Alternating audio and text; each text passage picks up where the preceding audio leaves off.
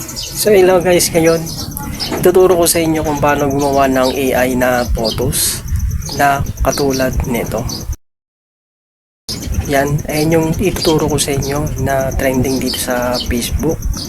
Yan, panoorin nyo lang to, kaya tara. So ayun nga guys, nandito nga tayo sa home screen ng cellphone natin. Click natin tong Google Chrome. At pagkatapos nito guys, mag-search lang tayo dito sa Google ng Gemini AI.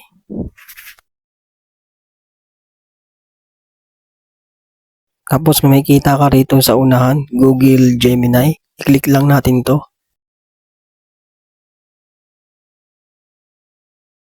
Pagkatapos naman nito guys, may makikita ka dito, plus, pindutin lang natin. Tapos punta tayo dito sa my gallery. Maghanap lang tayo dito ng photos na gusto nating gawing AI. Dahil nga may nakagawa na ako dito sa kung anong ipapagawa mo kay Gemini. So ayun nga guys, nilagay ko na lang sa description o sa comment section. Kung gusto nyong i-copy nyo na lang. Tapos i-paste nyo dito sa Gemini AI.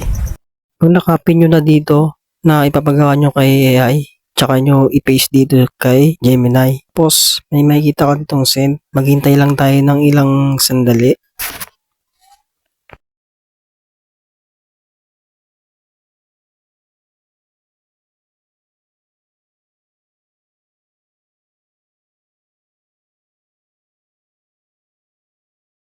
So ayun nga guys, ito na, lumabas na yung ginawa nating photo.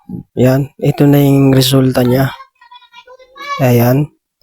Pwede mo siyang i-click, tapos diinan mo lang, tapos download image. Ayan, mapupunta na siya sa may gallery. Tapos pwede mo nang i-upload sa Facebook.